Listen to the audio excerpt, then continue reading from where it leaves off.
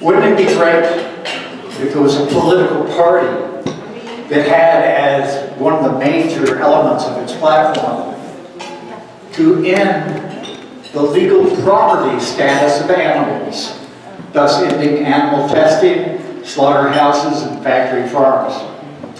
There is such a party. The Humane Party of the United States was created 10 years ago, and it's our country's first fully vegan and fully abolitionist political party. Our guest speaker tonight, Clifton Roberts, has served as CEO of the Humane Party, and he was that party's candidate for President of the United States in 2016.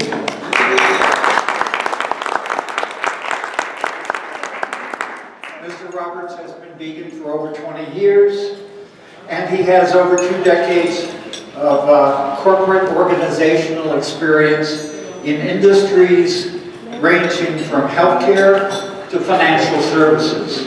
And he currently serves as ethics and legal compliance manager for Intel.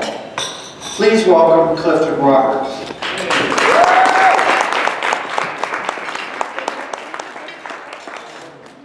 Thank you.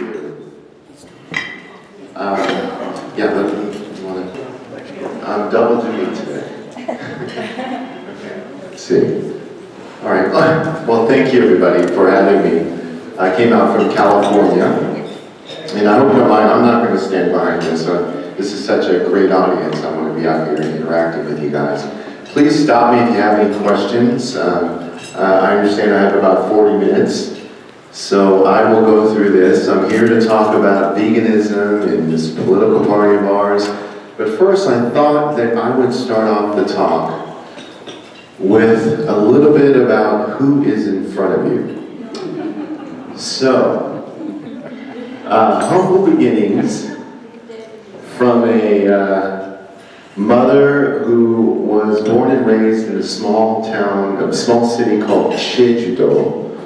Jeju Island is off the southern tip of Korea, South Korea, and she met my father on the right. He joined the military. He's from the Washington, D.C. area, and he joined the Air Force. I hear that he joined the Air Force after watching a movie about, I think it was called Finding Susie Wong. It's about a military guy that goes overseas and meets an Asian woman. And so anyway, he went over there, they met and spoke the language of love. They barely spoke each other's language, and they met, and I was the result.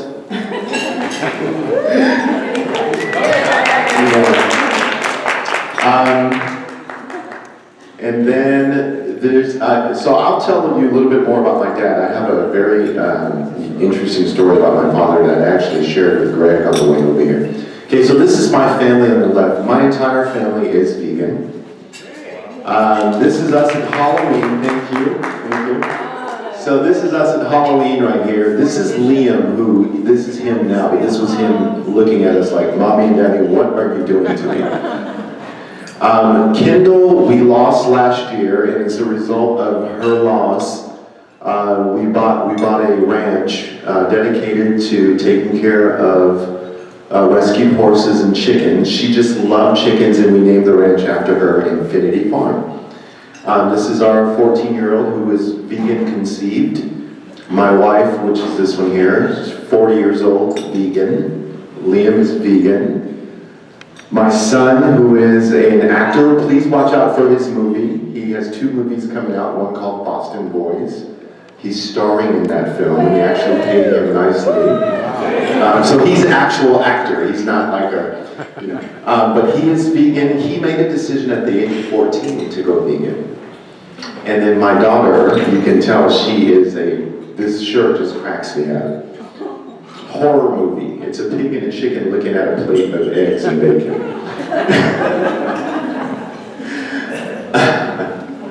And this is the newest addition to our family. This is Emery, and he's 1 year old. And he is vegan. So for those people that ever tell you that, vegan children lack protein, how can a mother be pregnant and not eat meat. I mean, these children are proof. So just wanted to give you that little bit of background.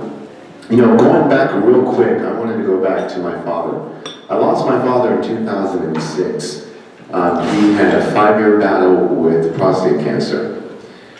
And it was interesting, at that time I was working at a company called HealthNet Federal Services. And HealthNet Federal Services administered healthcare for our nation's military. You probably heard of TRICARE, right? So what I did for HealthNet Federal Services was I trained all of the medical management personnel, enrollment specialists, claims adjudicators, customer service representatives to provide the best-in-class customer service and healthcare administration to our nation's soldiers.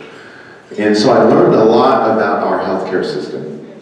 And when my father told me that they had diagnosed him with cancer, I, of course, took it upon myself to look up what the diagnosis was. And he had been diagnosed with the way that the healthcare system works, and it's the same for the military as it is in private, in the private space. The doctor has to issue what's called an ICD code. It's version 10 now. ICD stands for, anyone know? International Coding of Disease. So that the doctor doesn't have to send in this big long description to your insurance company and then tell the insurance company the big long list of things that he or she is doing to you. They're just codes. So the ICD code has to match with what's called the CPT code. And the CPT code is called Current Procedural Terminology. And the codes have to jive. They have to make sense to the system that intakes the claim. So the ICD code that they diagnosed my father with was 061. So I looked it up, and at the time it was actually different, but now it's 061. It means, so if you look up in American Medical Dictionary or Association Dictionary, 061 means malignant neoplasm. So at the time, I said, okay, I know what malignant means, right? We all know what malignant means. When I saw the word neoplasm, I thought of the movie Ghostbusters, you know, the plasma dude. But it means unexplainable growth in a living tissue. So for my dad, who initially diagnosed himself with something that he could not explain, he said, oh, Clifton, something's going on with my body. I can't explain it. He goes to his doctors, and they tell him the same thing. They say, well, we can't explain it either, but pay us. So I just thought that that's a very paradoxical situation. I wanted to share that with you. And it's one of the reasons why I'm so passionate about the intersection of politics and healthcare. In Okinawa, where I was raised for part of my life on a military installation, we had doctors in Okinawa that would accept a monthly stipend to take care of the family. And if anybody in your family got sick, they refused the stipend until they made your family better. Isn't that amazing? So,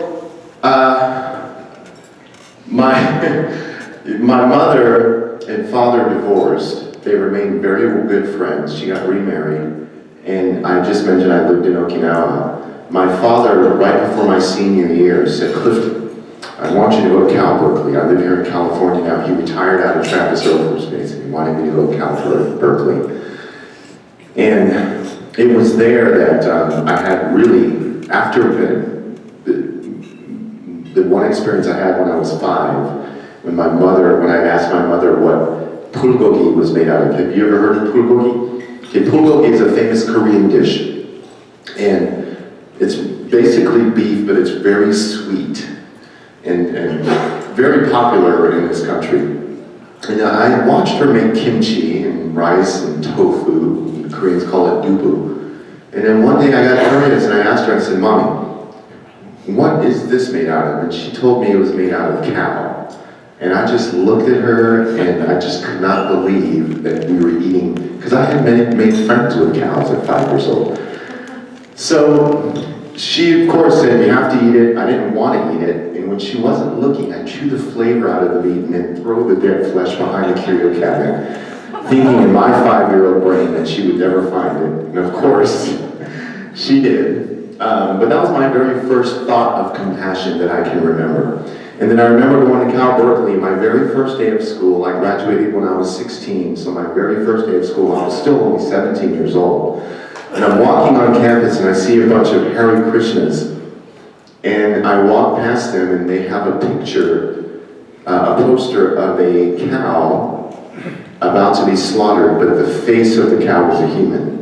And then the human about to slaughter the cow had a cow's face.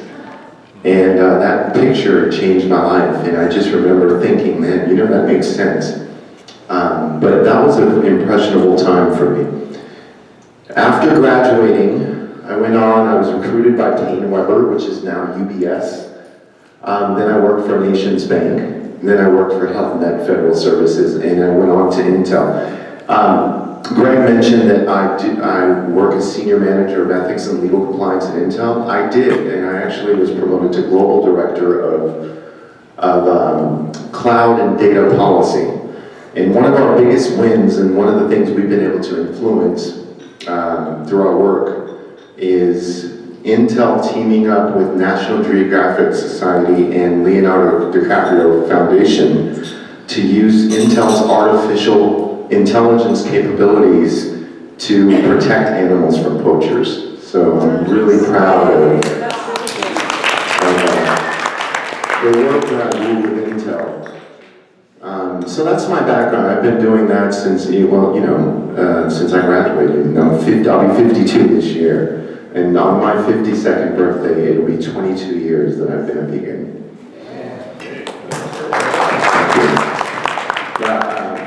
We have vegans here that have been vegan longer than that. So. All right, so I really want to talk to you about the environment. And when I became part of the Humane Party, I actually searched the party up in 2014. At that time, I was still working at Intel. I was a vegan. I think I was watching the news and Hal mentioned this.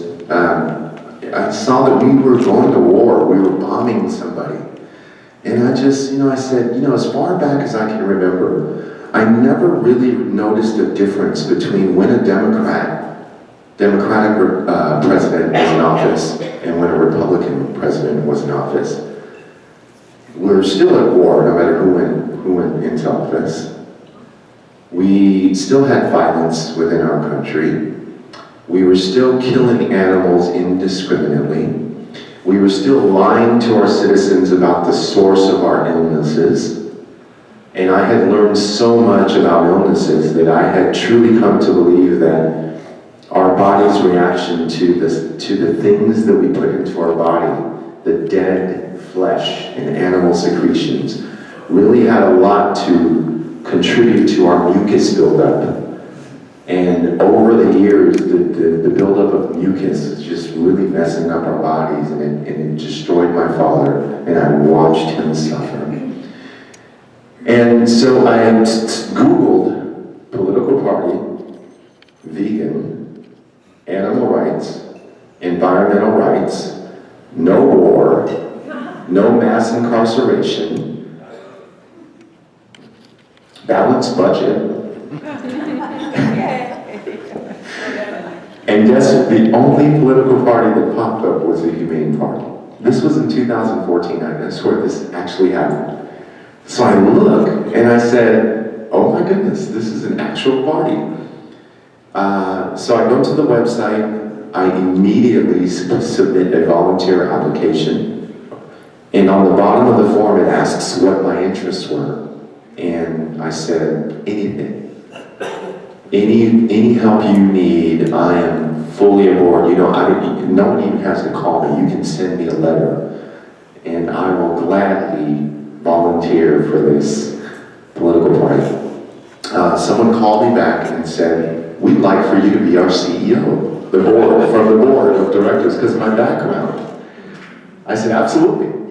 So, in 2015, I volunteered to be the Humane Party's third CEO. And the first thing I did when I became the CEO was eliminate pay for the CEO.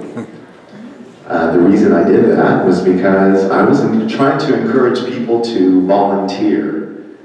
And I thought that it would be very difficult for me to encourage anyone to volunteer if I was asking for me to be paid, and I'm not going to pay you. So, and then another thing I wanted to do was help overcome the obstacle of people saying, I just don't have time. Because at the time, you know, I had a family, I was working full time, so I said, you know, if I could show them that I can manage my time effectively and just contribute as a part-time citizen politician, then maybe I can inspire others to do the same. So that is why I started to volunteer. Anyway, time goes on, more people do volunteer. You know, through my running for president and also setting up conference developers and engaging with other animal rights activists, eventually we formed an economic transition team. And this team did a report recently, and it was a report on farming animals versus farming plants. And Jimmy Vidal is part of the Humane Party, and he leads this economic transition team policy call. I want to say it's once every 2 weeks. So if you ever need information about the policy call and you just want to hop on a call and listen to what these brilliant folks are talking about, please feel free to get in touch with me. Greg has my information, and I'll be able to pass it on to you. Or you can just go to humaneparty.org and check it out. All right? Faunalytics, which is a website dedicated to exposing the truths about animal agriculture and related things, called this report one of the most important reports of our time.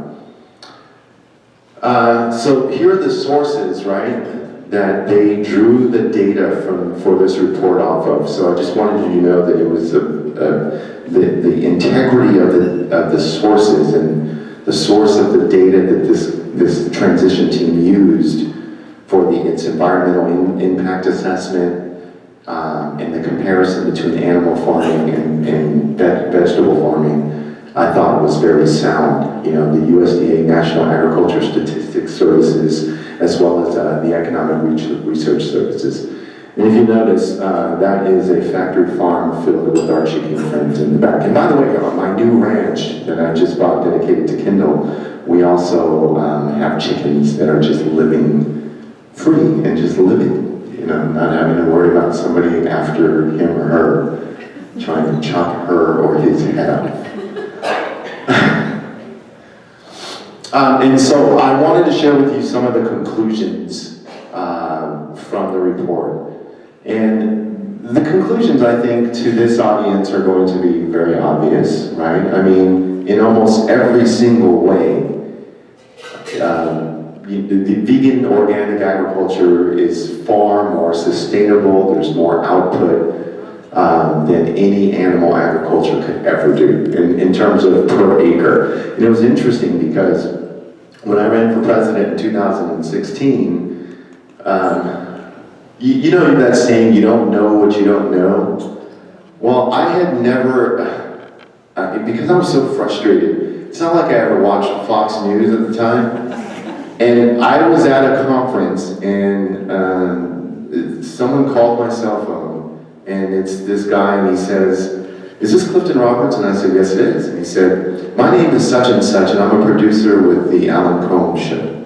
And Alan Combs used to be, he passed away recently, but he invited me on his show. And so I had no idea who Alan Combs was or how hostile this interview might have been. And I went on his show, and he was asking me about, you know, these questions like, well, Clifton, what are you going to do about the farmers if you outlaw killing of animals? And, you know, what are you going to do about the fishermen? And what are you going to do, you know, in this situation?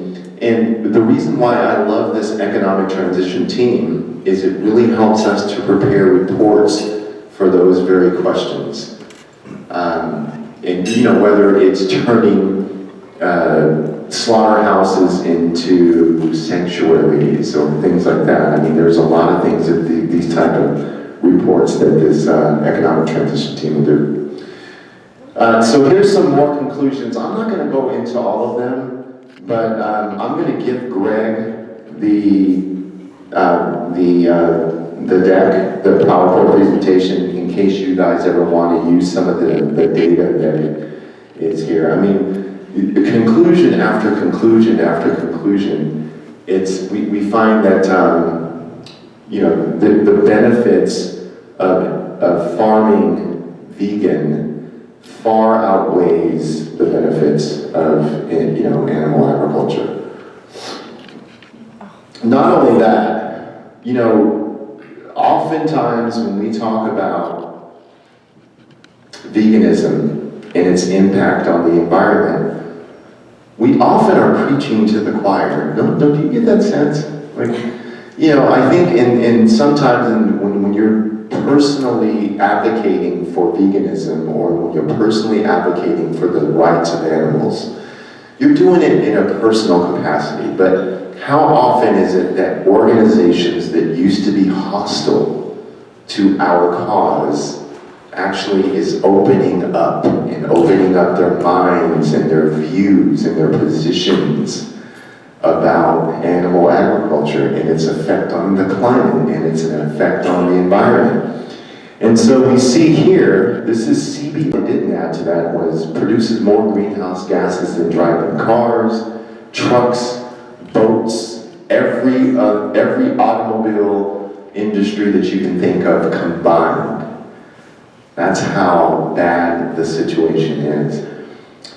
There was a colleague of mine that I work with at Intel Corporation, and we were we were at a function, and it's always interesting, I don't know if you guys go through this, but when I go to a function with my colleagues, I'm usually the only vegan at the function. And so everybody, just like we did tonight, everybody goes up and gets their food and come back and they sit down. And I'm just sitting there with no plate.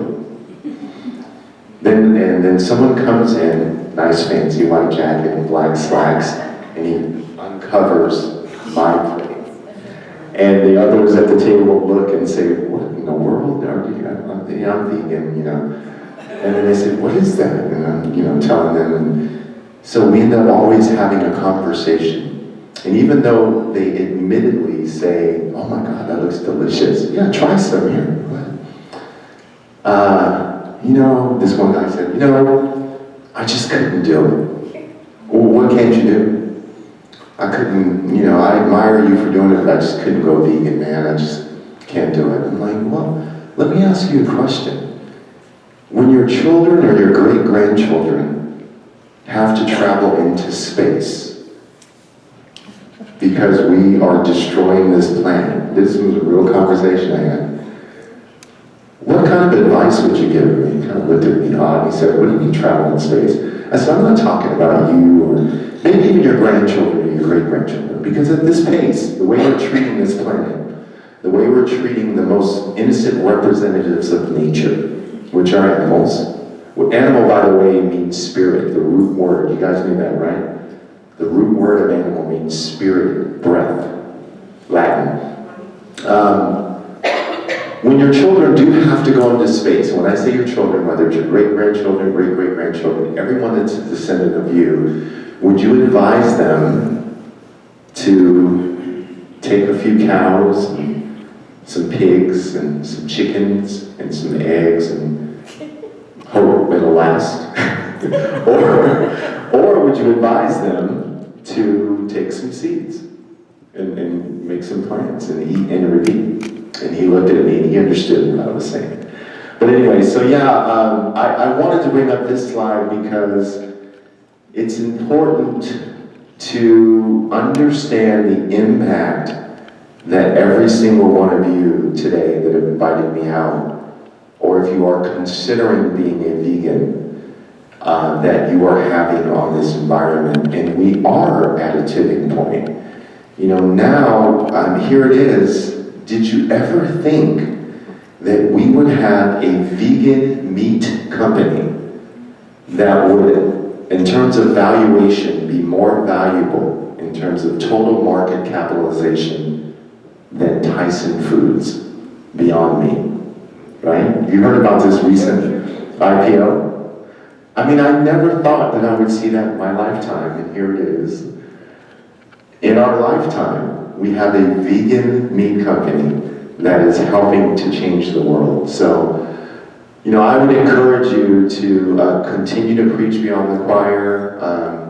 You know, and I wanted to share this with you because I know sometimes what we do as vegans and animal rights activists is, it seems daunting, it seems ominous, it seems dark, and there is a lot of light.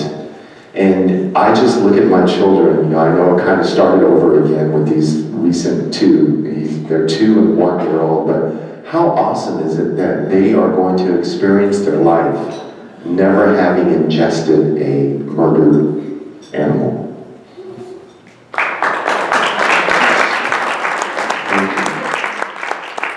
So, a little bit more about the Humane Party.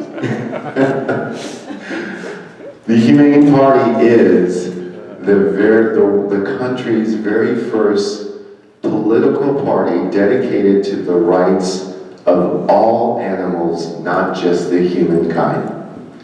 It is dedicated to granting legal personhood to all animals. It is dedicated to eliminating systems and practices that create profit motives to go to war. This political party is dedicated to eliminating those systems and practices that are designed to incarcerate people and to help keep them incarcerated. It is dedicated to equal rights for all, regardless of gender, regardless of sexual orientation, regardless of national origin, regardless of your species. It is the very first political party that is dedicated to really eliminating the electoral college, which I think is important. So, and this is an awesome graphic that someone drew up for us, because this is really what it represents. And I was telling Greg at lunch about this. I'm glad I forgot I had it up here. I'm glad I did. But yeah, so, and there are a lot of folks within the political party, and the reason why I'm stressing the animals is because we feel that, and probably not everybody that's volunteering for the party, but I personally feel that the way that we treat animals is foundational to the way that we handle other things associated with the progression of our country. You see murder rates increasing with each other. We are very aggressive. We are a very aggressive country. And it's no wonder, in my view, if we can't figure out how to not to kill the most innocent beings on the planet, I think that's just going to spill over into everything. You know, once I published something on social media, and I said, let's take an analogy of scale. And if the United States was 100 people, and there was one version of the United States where the 100 people, there was a few leaders. So let's say there was 2 leaders and then 98 citizens, right? And you had another version of the same.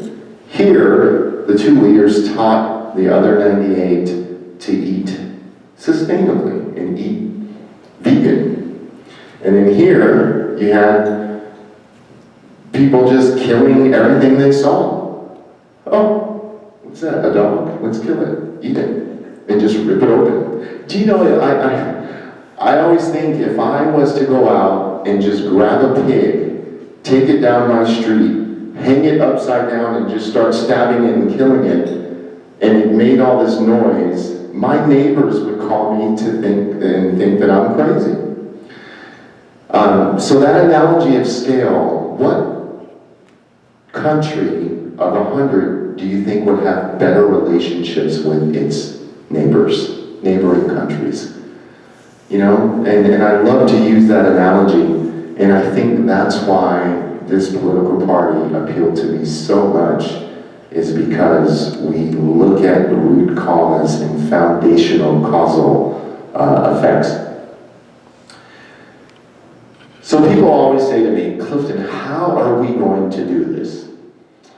Well, I remind people that people in the Senate, people in the House of Representatives, and people that occupy the executive branch of our government, as well as the Supreme Court, they are people, human beings. And as a matter of fact, if you look at, let me go back. If you look at the numbers, right? This is the magic numbers for us to win in this movement. We just need to replace these people that are in Congress. And it is one of the reasons why I had no issue when the board of directors approached me and said, Clifton, what do you think? We had a meeting and we nominated you to run for president. You know, my phone dropped down here for a little bit, but then I picked it back up and I said, okay, my immediate thought is yes. Let me call my mom. I called my mom. I said, Mommy. I still call her Mommy. Mommy, the Humane Party just asked me to run for president. What do you think about that? In her little accent, she said, do it. I had already made the decision, but I wanted to share it with her. And, you know, one of our strategic thoughts was that, Clifton, you know, if you run, imagine what it will do to inspire other people. I was talking to a guy named Shell. Shell's one of the founders and conveners of the party. And I said, you're absolutely right, Shell. You know, because I've been trying to convince people when I was CEO to run for office. I did convince one person to run for a local office. But people were calling in and writing into the Humane Party all the time about what type of candidate do you guys have. So we decided we need to have a candidate. Then I contacted Dr. Amy Breeze Harper. She is very well known for her critical feminist race studies and the cross-section and intersection of veganism and social interaction. She went to Harvard, she got her PhD in critical race studies, and I just Facebook IM'd her at one point, and I said, Dr. Harper, I'm a huge fan. I hope you would consider running with me as my VP. And she wrote back and she said, hi Clifton, was this meant for me? And I said, absolutely. So I courted her and her husband and her family for about 2 months. And, you know, just was talking about it, and I said, look, it'll be a social media campaign. You don't have to do the traveling, I'll do that. And she agreed finally. But what we wanted to do was then inspire other people to run under the Humane Party ticket. And sure enough, for this last round in Texas, in District, I want to say it was 7, there was somebody that retired. So there was going to be an empty seat for the House of Representatives. And lo and behold, Robert Mason comes along and said he had seen my run for president and it had inspired him to run for office. So he ran for that empty seat. And boy, did he come hard. He actually was wearing a suit in one of his promo pictures, no shoes or no socks on, and he's in a yoga pose. And he's running under the Humane Party ticket. And I just thought that was awesome. You know, I actually cried when I saw that photo because all the hard work that we put in, the death threats, the people calling me stupid, you know, the judges dumb, the people saying that I'm encouraging people to throw away their vote, the people that told me that I'm the one that got Donald Trump elected because I thwarted, you know, and here it is, because of our efforts, this guy in Texas, no less, ran for the House of Representatives and under the Humane Party ticket. So I'm very proud of the change we've been able to instigate, but remember, these are the magic numbers. These are the number of people that we just have to get out of office. And I'll tell you, I'll take one vegan against 10 non-vegans anytime, in terms of logic and thinking.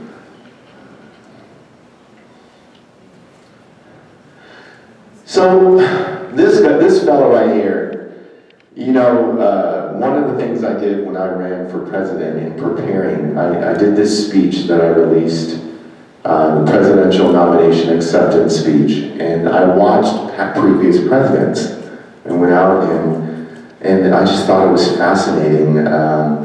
You know, even little nuances like I noticed with JFK, he never had more than 4 syllables in each sentence when he delivered a keynote speech.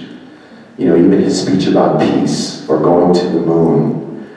I noticed there was a very conspicuous rhythm, and he would keep his sentences to only 3 or 4 syllables so that even a 4-year-old would understand and really feel what was being said. And then I studied other presidents as well. I studied other speakers, and I loved what Dwight D. Eisenhower had to say about politics. And he says, politics ought to be the part-time profession of every citizen who would protect the rights and privileges of free people and who would preserve what is good and fruitful in our national heritage. And I love this because it's what I have been encouraging people to do, to be part-time citizen politicians. You heard me mention it earlier. I would revolutionize this to say that ought to be the part-time profession of every citizen who would protect the rights and privileges of all people. Because there's a lot of people, animals, right? They're people, would you agree? Right? Of all people, including non-human animals, who would preserve what is good and fruitful in our national heritage. And I think, oh yeah, all sentient beings. I forgot I did that. Right? So, I just want to remind you how important politics, how important politics plays. And this is the Humane Party. This is our bovine. And here is, I'm going to be speaking at the Animal Rights Conference, and I call it Humane versus Republicrat. Because there's no difference. And people have asked me recently, Clifton, why don't you run as a Democrat?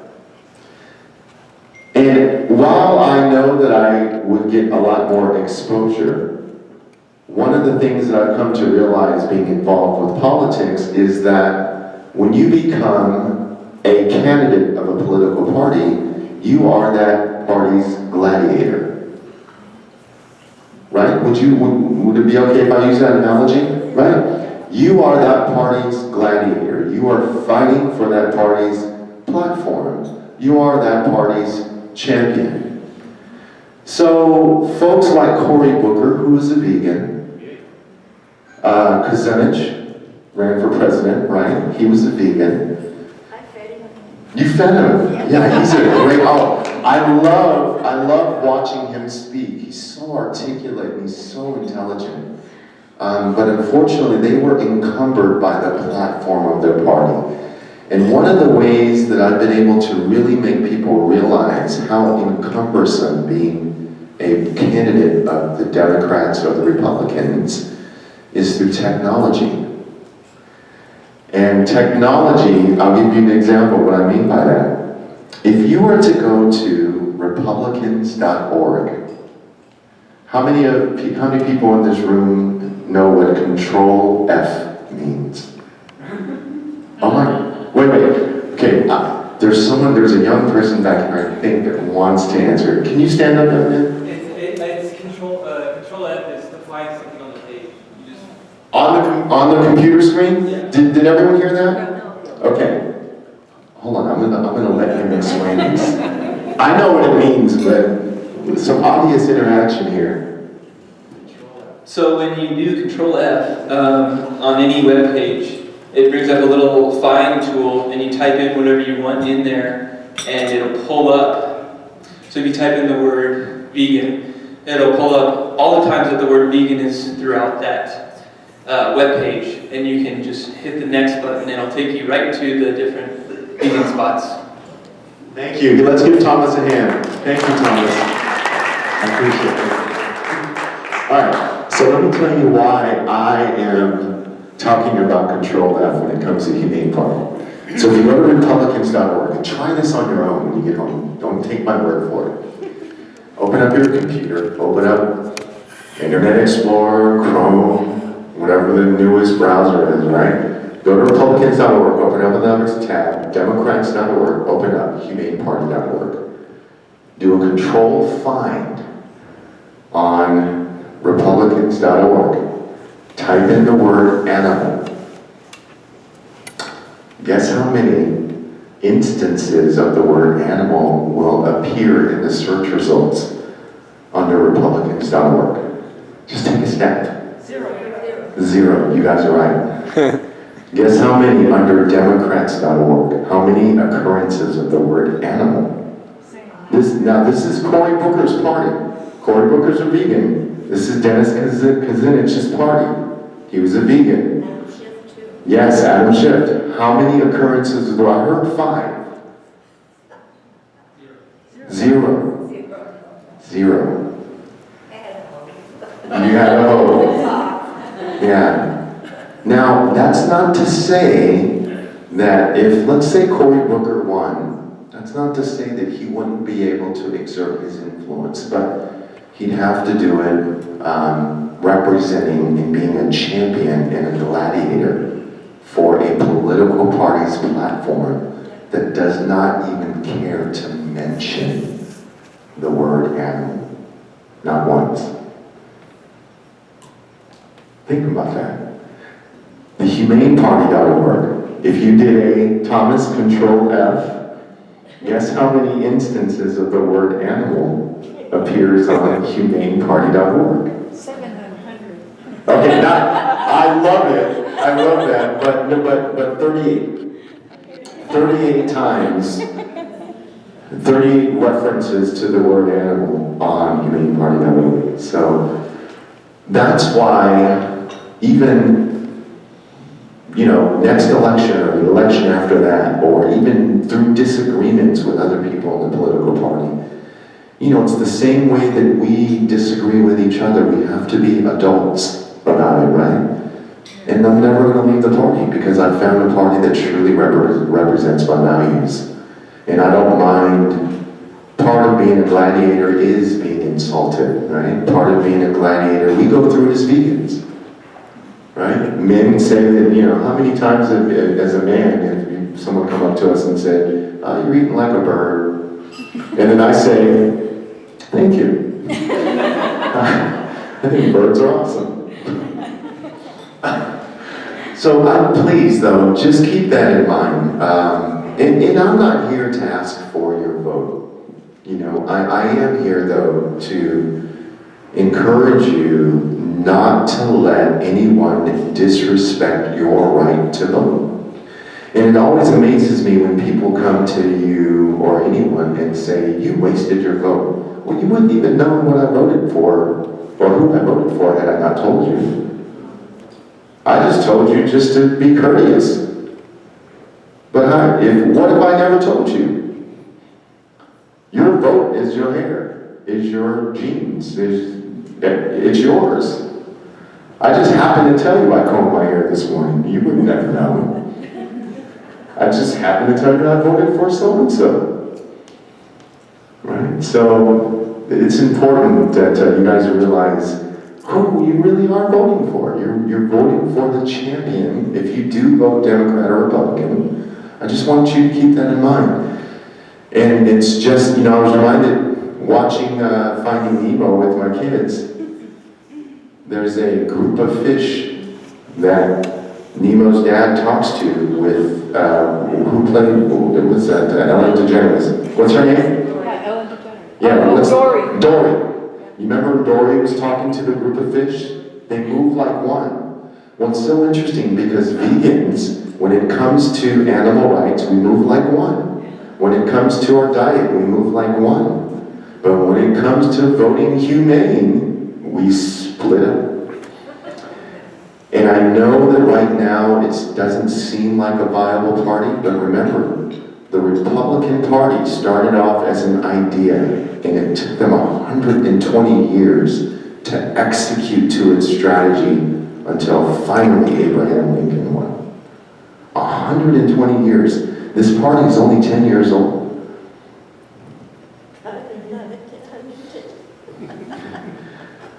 So, these are the tools that we are using within the party. We're the very first party to have proposed a constitutional amendment called the Abolition Amendment, which will guarantee the total legal personhood of non-human animals. It will eliminate the torture, mutilation, and slaughter of all non-human animals. It will eliminate the property status of all animals. I remember when I first, as CEO, started to go out and talk about this, people would say to me, well, what about my relationship with a dog? What do you expect me to do? Like, what about my dog? And I said, continue to love your dog. It's part of your family, right? Yeah, you be the dog's personal guardian.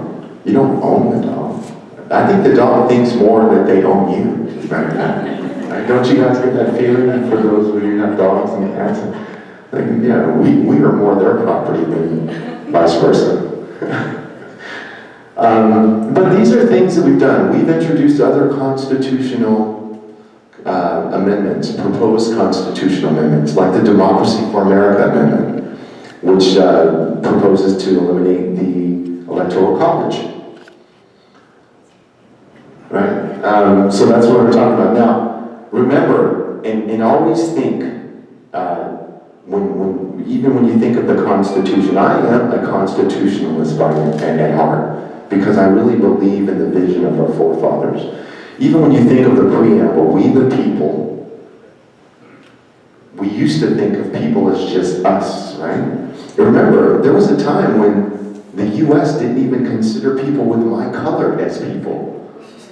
Now look where we at. There was a time when the U.S. didn't look at women as the same as men. Now look. So now we the people means all people.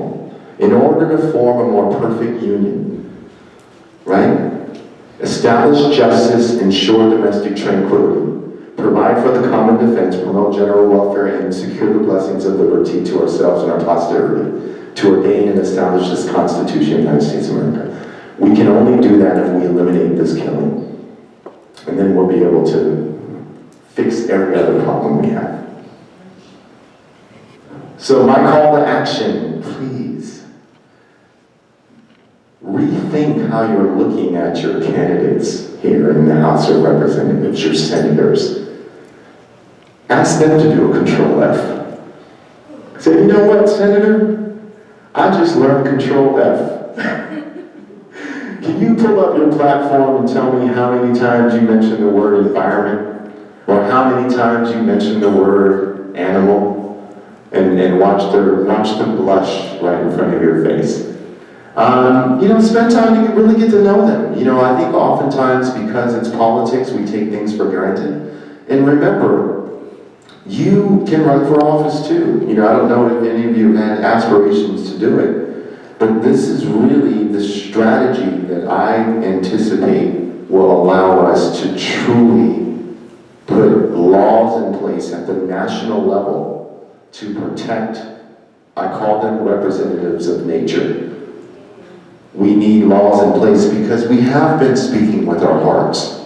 We have been trying to speak with data in our intellect. And I'm not saying we will not continue to do that, but we really need to put laws into place now to protect the most innocent beings on the planet. And that's my talk for today. Thank you guys so much for having me. I really appreciate it. Thanks, Clifton. Does anybody have any questions they'd like to ask Clifton? Is he running again? Are you running again? Yes, so the Humane Party actually has its very first presidential primary this year. So I'm running actually against Robert Mason, the gentleman I talked to, younger guy.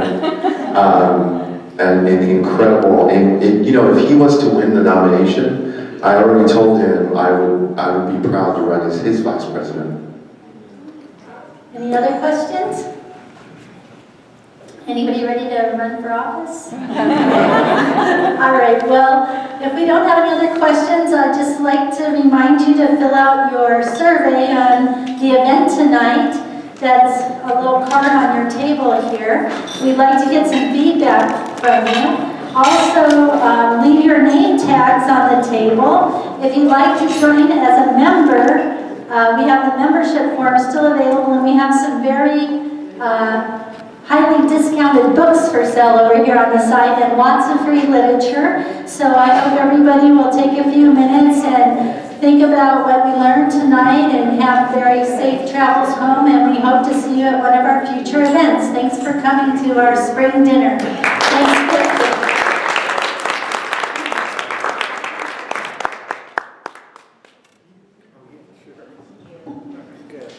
All right, everyone, thank you.